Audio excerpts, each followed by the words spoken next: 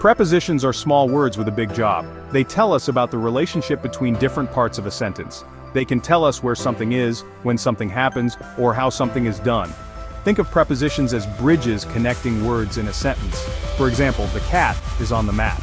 The preposition on connects the noun cat to the noun mat, showing us the cat's location. Without prepositions, our sentences would be confusing and incomplete. Imagine saying, I went to the store instead of I went to the store. The preposition clarifies the direction of your action. Mastering prepositions is essential for speaking and writing English fluently and naturally. Let's start our journey into the fascinating world of prepositions. We'll begin with some of the most common prepositions that we use in our daily lives. These prepositions are essential for expressing time and place. Let's break it down, starting with time. The preposition at is used for specific times. For example, we say at 3 o'clock to indicate a precise time. We also use at for specific periods like at night or at the weekend. Moving on, we have on. On is used for days and dates. For instance, on Monday, on July 4th, or on my birthday.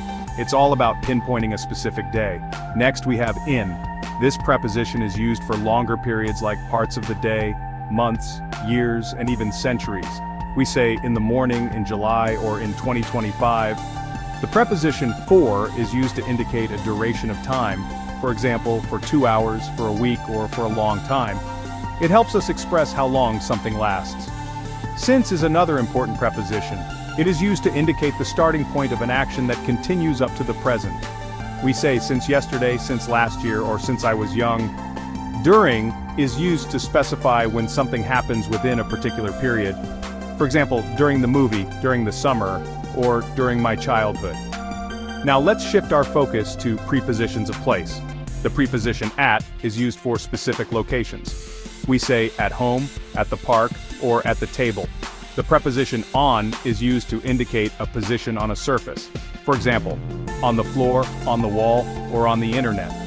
In is used for enclosed spaces or areas. We say in the room, in the car, or in the book. It helps us understand that something is within a defined space. The preposition under is used to indicate a position below something. For instance, under the bed, under the bridge, or under pressure. Above is used to indicate a higher position. We say above the clouds, above average, or above all else. Conversely, below is used to indicate a lower position. For example, below the surface, below freezing, or below expectations. These examples illustrate how prepositions are crucial in helping us express ourselves clearly and accurately. By choosing the right preposition, we can convey our thoughts with precision and clarity. It's like painting a vivid picture in the listener's mind, making our communication more effective and engaging. Prepositions are also essential for describing movement and direction. They help us understand where things are going, where they come from, and how they move through space. For instance, the preposition to indicates a destination. When we say, go to the store, walk to school, or fly to London, we are specifying the endpoint of the journey. On the other hand, the preposition from indicates the starting point. For example, come from work, drive from home, or receive a letter from a friend, all tell us where the action begins. Receiving a letter from a friend not only tells us about the origin of the letter, but also adds a personal touch to the communication.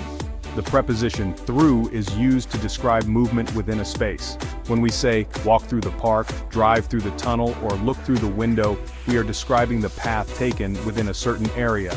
Similarly, across indicates movement from one side to another. For instance, run across the street, swim across the river, or travel across the country, all describe actions that span a distance. The preposition into is used to describe entering a space. When we say walk into the room, we are specifying the action of moving inside. Similarly, put the book into the bag or bump into someone describes the action of moving something or someone inside a space. The preposition out of indicates exiting a space. For example, come out of the house, get out of bed, or run out of time, all describe actions of leaving or finishing. These prepositions help us understand the movement or direction of an action. They provide clarity and context to our sentences, making our communication more precise. For example, walk to the store tells us the destination, giving us a clear idea of where the person is headed. while come from work tells us the starting point, indicating where the person began their journey. Understanding these prepositions is crucial for effective communication, as they help us convey exact information about movement and direction. By mastering these prepositions, we can describe actions and movements with greater accuracy, making our language richer and more descriptive. Whether it's walking to a store, coming from work, or traveling across a country, prepositions of movement and direction are essential tools in our linguistic toolkit. So next time you describe an action, think about the prepositions you use. They can transform a simple sentence into a vivid description, painting a clearer picture of the movement and direction involved. Prepositions can also express relationships like possession, cause, and purpose, asterisk possession, of. The Book of John, the color of the sky, the sound of music, asterisk cause, because of, I was late because of the traffic. Due to, the game was cancelled due to rain, asterisk purpose, for, this gift is for you. 2. I went to the store to buy milk. These prepositions help us understand the reasons behind actions and the connections between people and things. Section 5. Describing states and conditions. Prepositions for feelings and situations. We can also use prepositions to describe feelings, states, and conditions.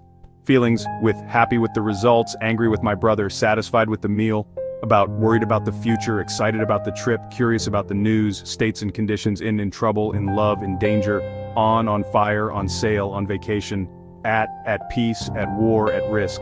These examples show how prepositions can add nuance and depth to our descriptions of emotions and situations. Section 6. Phrasal verbs adding nuance to your English. Phrasal verbs are verbs that combine with a preposition to create a new meaning. These are very common in English and can be tricky to learn, but they add color and fluency to your speech. For example, look up means to search for information. Get along with means to have a good relationship with. Run out of means to have no more of something. Look forward to means to be excited about something in the future, and put up with means to tolerate something unpleasant. Mastering phrasal verbs is key to sounding more natural and fluent in English.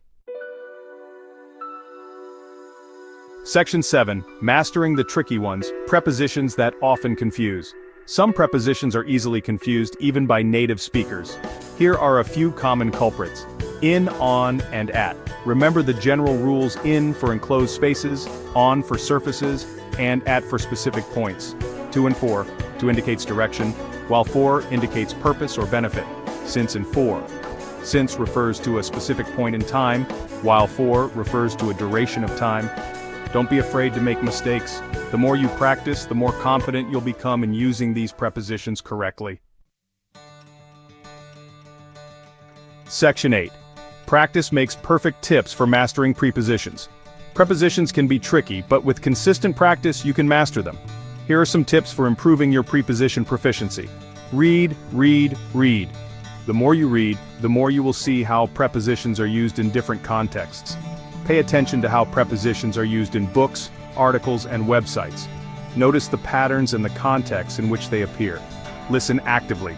Notice how native speakers use prepositions in conversations, movies, and TV shows. This will help you understand the natural flow of the language.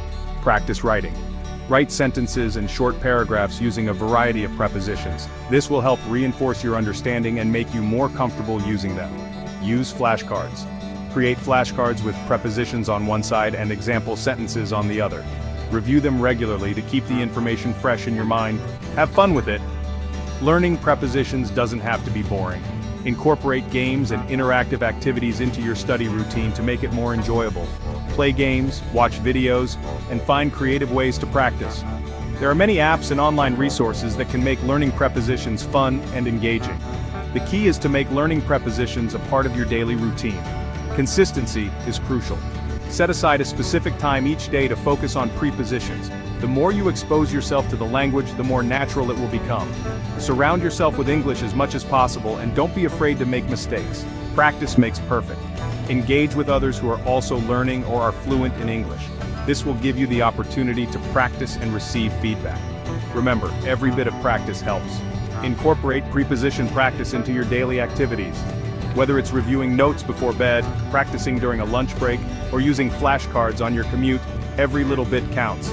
Celebrate your progress and milestones. Learning a language is a journey, and every step forward is an achievement. Keep going and you'll master prepositions in no time. Section 9. Conclusion. Speak English with confidence. Mastering prepositions is an ongoing journey, but with practice and dedication, you can become a more confident